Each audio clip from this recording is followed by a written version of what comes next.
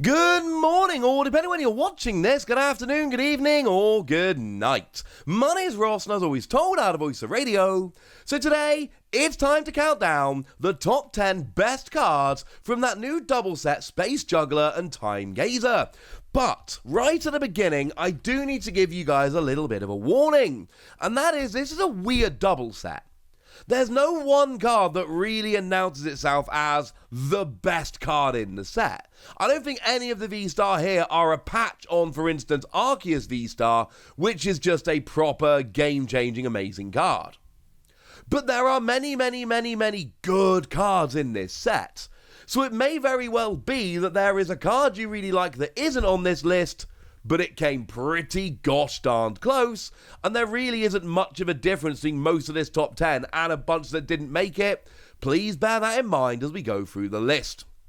Now, starting off with a couple of honourable mentions, I want to shout out Kamala. I adore Kamala. Partly, I just think Kamala's adorable generally. Partly, it's a Hayaganosuke artwork, and partly, it's the fact that if it's asleep when it gets knocked out, your opponent doesn't take a prize. 2 energy, 60 damage, plus sleep is good, but the fact that it doesn't give up a prize when KO'd really makes it for me. I also want to give a shout out to a couple of Stage 2s that didn't make the list, but came pretty gosh darned close. Magnezone is a rather ridiculous card, lets you every single turn look at the top 6 cards of your deck, and any energy you find, you get to attach to your Pokemon. That's clearly really good, ladies and gentlemen. If you can get this working consistently, and that is a pretty big if, I should mention it's only metal energy you get to attach. If you can get this working, it's nuts. And then Hisuian Samurott, same kind of deal here. It's a stage 2, but the ability lets you discard a card from your hand and draw 3 cards, which is really good. And for free energy, you do 60 damage plus 20 more for each energy attached to all of your Pokemon in play, which is a good thing for Darkness at the moment. That's a stage 2 that's really got a chance. And finally, in terms of shoutouts before we really get going, couple of Pokemon Vs. Hisuian Sneasler V, that has got the ability to do 300 damage turn 1 going second, which is not to be sniffed at. And then we've also got Weirdeer, which has got one of those lovely abilities that lets you, when you move it into the active, attach as much energy from your other Pokemon to it as you like, while also having a rather lovely thing whereby you do more damage for each energy on it. That one could be cool. But getting into the list proper, in at number 10, we've got ourselves Dialga VSTAR. And this is one of these where it might not end up being as good as it actually looks, but there is so much potential here it had to go on the list. You see, the VSTAR power here is for quite a lot of energy, 4 energy, but you deal 220 damage, and then you take another turn after this one. For that alone, I've got to put this in the top 10. That could be absolutely brutal. The main attack for 1 colourless energy does 40 damage base, plus 40 more for each metal energy attached to this Pokemon. That's cool, but it really is the VSTAR power. Extra turns are good. I could not leave this off the top 10 list. In at number 9, we've got another Pokemon which is making its debut, and another VSTAR. It is Hisuian LILLIGANT VSTAR. You see, for free energy, you deal 130, and you can put an energy back into your hand from it, and then you do an extra 100. So 230 total, which is enough to get a one-hit KO on basically any Pokemon V. That's a good thing. But then you got the VSTAR power, search your deck for up to 5 grass Pokemon and grass energy in any combination. And to put it simply, if I'm playing a grass deck, I am going to have to really think hard if I don't include this. I'm not saying you have to, but I am saying it's really over the top good. In grass decks, this is a little bit nuts. And although I don't usually like the evolving Pokemon Vs, I do need to give a quick shout out here to Hisuian LILLIGANT V. For 0 energy, you draw until you have 6 cards in hand. If you're playing this deck and you're having a bad start, this is a 0 energy attack that can get you rolling. That is significant. In at number 8, we're sticking with the grass theme. We've got Beedrill V. I love Beedrill V. I am going to make a Beedrill V deck. It is that good. Now, single energy, flip 2 coins, 40 for each heads. That's not amazing, but there will be times when your opponent's got one weak Pokemon in play, double heads, and you win. That could be fun. Really here, it's free energy. This attack does 50 damage for each Beedrill V you have in play to one of your opponent's Pokemon. It's potentially a 200 damage snipe, which is ridiculous. You can power it up using that new Gardenia's Vigor card, more on that in a moment, or you can power it up using Arceus VSTAR. So there's ways to get it going. Yeah, this is a bit nuts. I adore this. In fact, of all the cards on this list, this is probably my favourite. In at number 7, I'm cheating a little bit. I'm putting both Zissou and Grant. 2 new supporter cards. I'm allowed. You can't stop me. Zissou lets you draw until you got one more card in hand than your opponent, and this is very situational. You're not always going to want to use it, but because we've got things like Luminion rolling around that let you search out supporters, as well as stuff like Arceus and a million other things, this is actually kind of cool. Play it as a one-off, it'll see some play, it's kind of cool.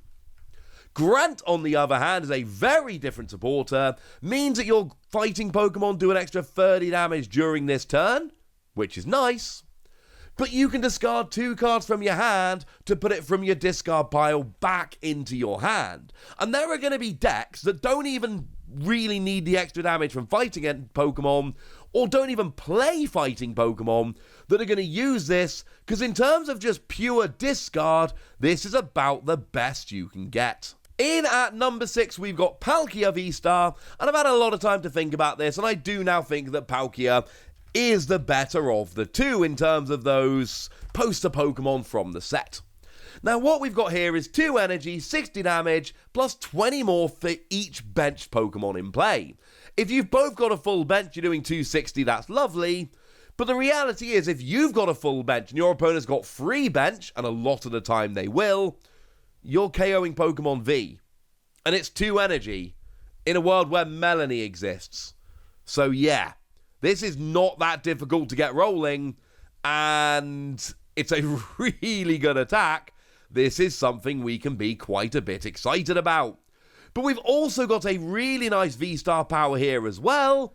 Attach up to 3 water energy from your discard pile to your water Pokemon in any way you like. So even if you never attack with Palkia, you can still have this ability doing really good things for accelerating energy, and that's pretty gosh darned awesome.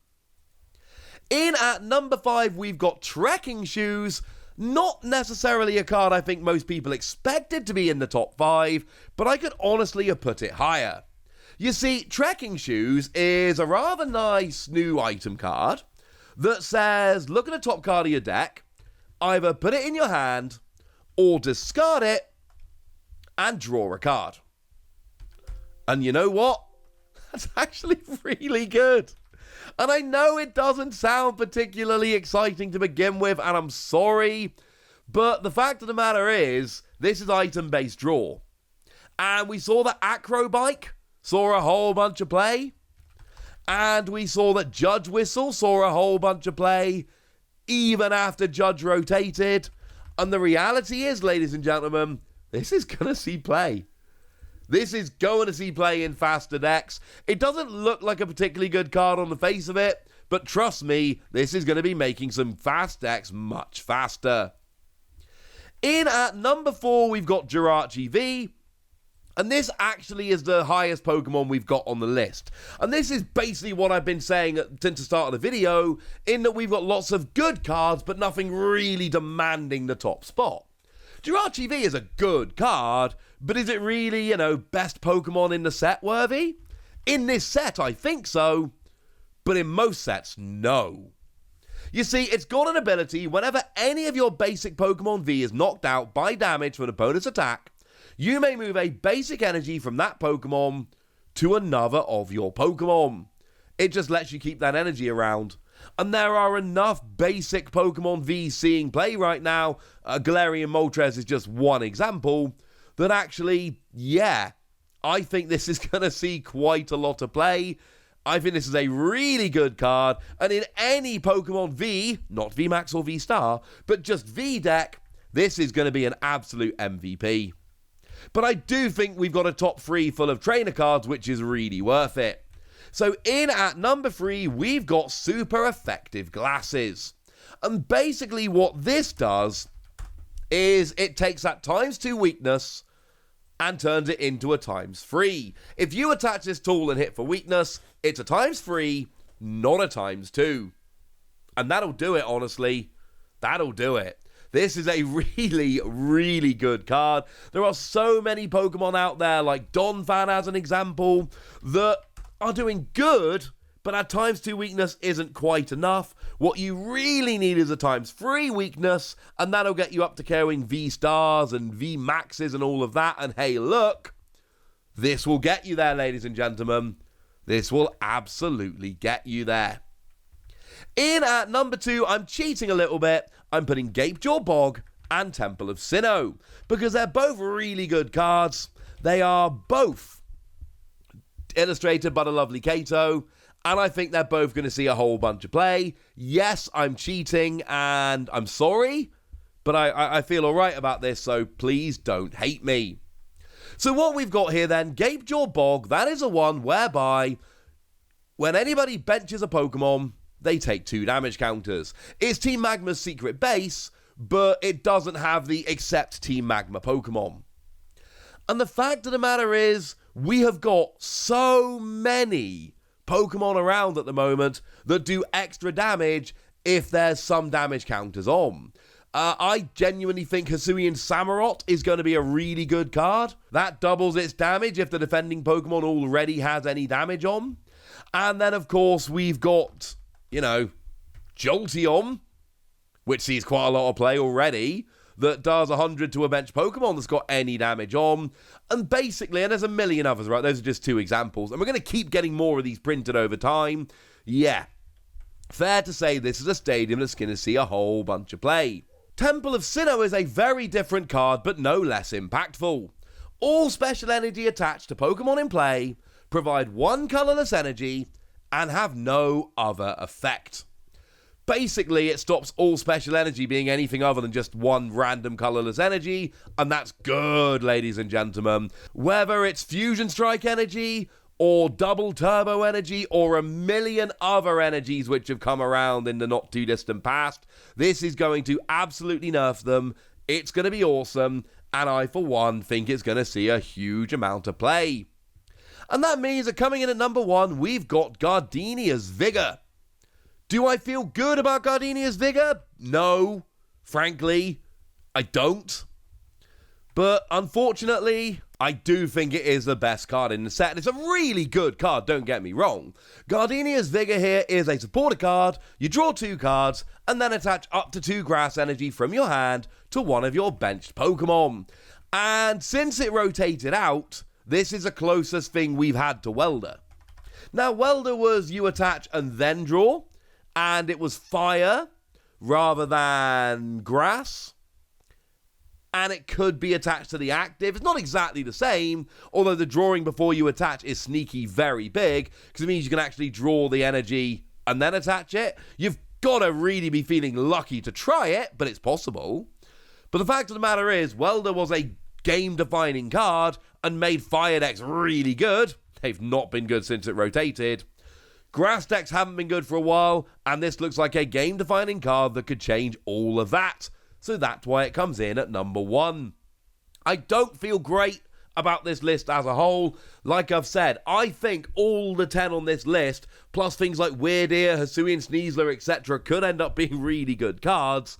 But I do think this is one of those sets where there isn't an obvious number 1. What we've essentially got is no flat-out game-breaking stunning cards, but many very good cards. Does that make it a better set? A worse set? I'm going to leave that one up to you, ladies and gentlemen.